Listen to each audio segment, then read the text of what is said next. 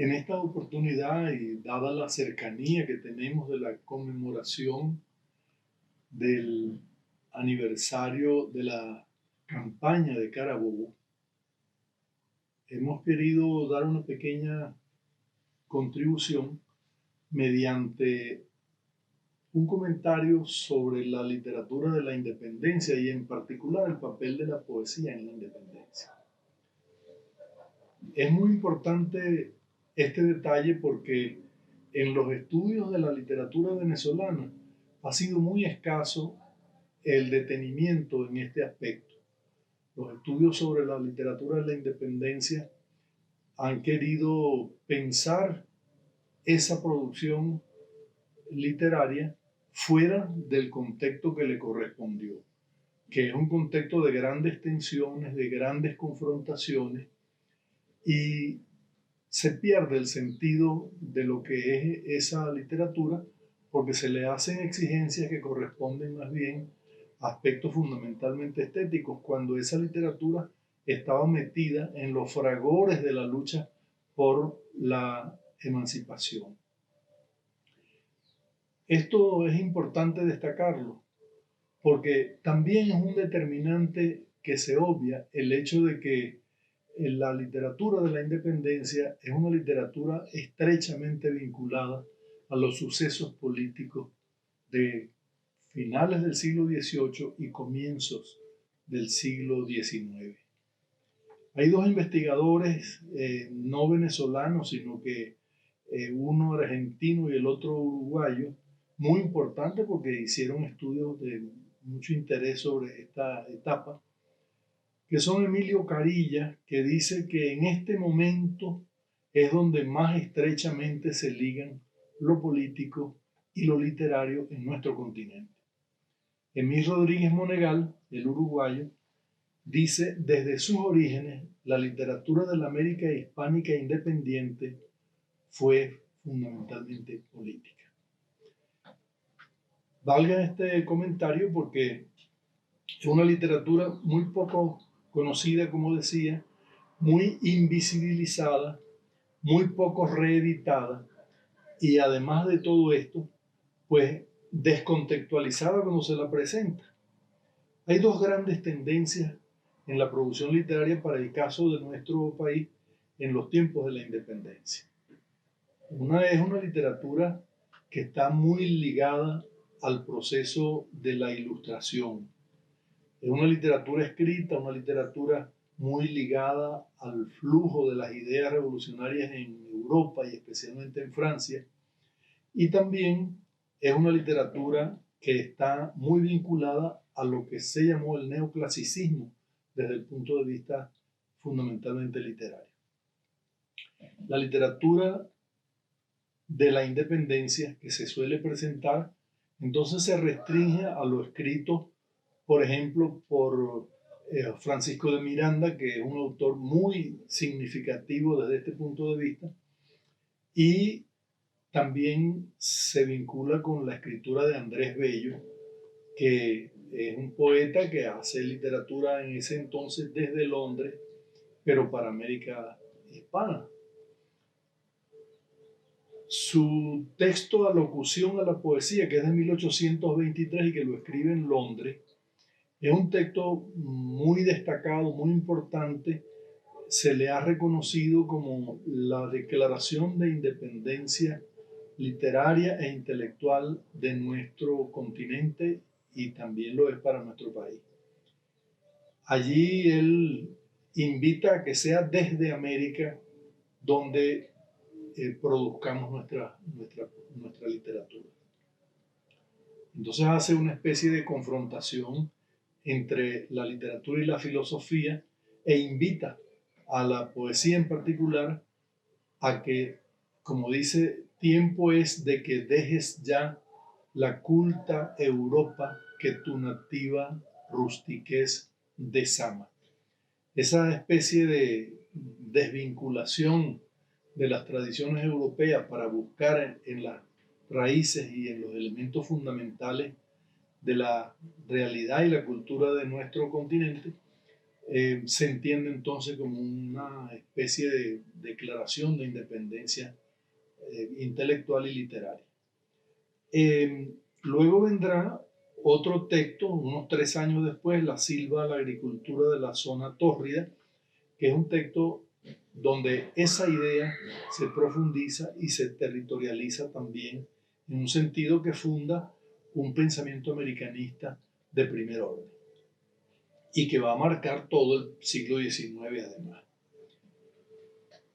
Pero hay, en paralelo a esto, a lo que se suma también, por ejemplo, algunos textos de Bolívar, el juramento del Monte Sacro, por ejemplo. Vamos a mencionar que en paralelo a todo eso hay otra literatura que no ha sido suficientemente estudiada y comentada. Por ejemplo, dice Lubio Cardoso, que es uno de los estudiosos venezolanos más serios que se ha ocupado de ver la literatura de la independencia, dice lo siguiente, dice: en la guerra de independencia proliferaron las formas versificadas donde la historia se sometió a las reglas de la métrica y del ritmo para volverse canciones patrióticas, himnos, coplas y romances, décimas, redondillas, madrigales, epigramas, octavas reales y hasta largos poemas en los cuales la resiura, la resiedumbre, el vigor, la sangre, las anécdotas, el fuego mismo, constituyeron la sustancia poética. Otro estudioso de la literatura de entonces, pero en este caso de la literatura popular, también en particular de las canciones que se hacían, es decir, los poemas que eran con música y que se difundían en la época, es Hugo Quintana, y este dice: en nuestro caso particular, las canciones políticas no solo son importantes porque revelen el pensamiento de los hombres que estuvieron involucrados en el proceso independentista, ellas además tuvieron un valor político en sí mismas, como lo demuestran los juicios de infidencia que se le siguieron a ciertos personajes por el simple hecho de cantarlas, pues ello demostraba una tendencia ideológica. Esto define dos grandes líneas de la producción poética de los tiempos de la independencia y nos deja entonces comentar algunas cosas que es preciso destacar en estos días, precisamente por lo siguiente, porque se trataba de desvincularse de los modelos europeos que de algún modo eran mecanismos muy sutiles de sometimiento, mecanismos muy sutiles de control de los modos de pensar y hasta de expresarse. Entonces, la Ilustración, el neoclasicismo y la Revolución de Independencia tienen de algún modo un cierto encontronazo en esta literatura. En América va a comenzar una ruptura con esos modelos de escritura propios de Europa. Y escritores como por ejemplo Andrés Bello, José Joaquín Olmedo y Heredia, poeta cubano, comienzan a manifestarse como escritores que se ligan un poco al romanticismo inglés y comienzan a incorporar no solo la idea de la técnica europea en la escritura, sino que también comienzan a incorporar la emoción americana, la pasión americana por ese proyecto independentista al que van a acompañar. Esto es muy considerable para entender el periodo, porque estos materiales, como los textos de los que hablamos, que son convertidos en canciones, por ejemplo, van a ser detonantes para no solamente la difusión y la propaganda del proyecto independentista, sino que lo van a hacer también como elementos que van a difundir una ideología, un pensamiento, un sistema de valores que ya está buscando romper con esa situación de colonialidad que caracteriza la vida cultural e intelectual del continente. Allí vamos a encontrarnos con que mientras que las ideas de la ilustración, el enciclopedismo, el neoclasicismo traían unas ideas filosóficas, políticas, sociales, religiosas y literarias, a la vez que esto pasa, desde América eso se está más o menos confrontando con la vivencia directa que se tiene en el territorio americano, en el ámbito americano. Y entonces no es la filosofía, la política de Europa, sino que son la emoción, el sentimiento, los sufrimientos americanos. Vamos a decir que se da una territorialización americana muy significativa que lleva a que haya una manifestación más desde lo empírico, desde el pragmatismo de la vida cotidiana, y va apareciendo una nueva sensibilidad rebelde, ruptural, y un romanticismo de características fundamentalmente de este continente. Es escasa la literatura ilustrada, pero hay una literatura popular abundante en nuestro continente que va a tener distintos tipos de manifestaciones en la expresión poética. Voy a mencionar algunos ejemplos. Por el lado de la expresión de la carmañola americana. La carmañola es una forma de canción que se tomaba de la Revolución Francesa, pero que aquí comienza a ser adaptada a las maneras de expresión de las tradiciones nuestras. Entonces, en la carmañola americana, que es anónima, pero que se atribuye a unos republicanos españoles que estaban presos en La Guaira, se va a manifestar ideas como esta. No hay exceso ni maldad que el rey no haya ejecutado. No hay fuero, no hay derecho que no haya violado. Todos ellos a porfía nos tiranizan furiosos. Son crueles, avaros, soberbios y orgullosos. Cada uno de nosotros en guerra un héroe será, que por librar la patria prodigios obrará. Todos con seguridad sabemos que estando unidos jamás la tiranía podrá vernos vencidos. Florecerán nuestras artes, comercio y agricultura y viviremos todos en paz más segura. La fraternidad a todos con sus frutos ligará y el fruto de su industria cada uno logrará.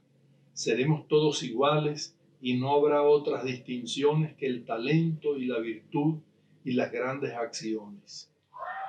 Para una empresa tan grande, constantes todos juramos que morir o vencer es lo que deseamos. Una literatura militante, una literatura de confrontación directa con el poder español, sin contemplaciones y sin remilgos frente al propio poder de la corona.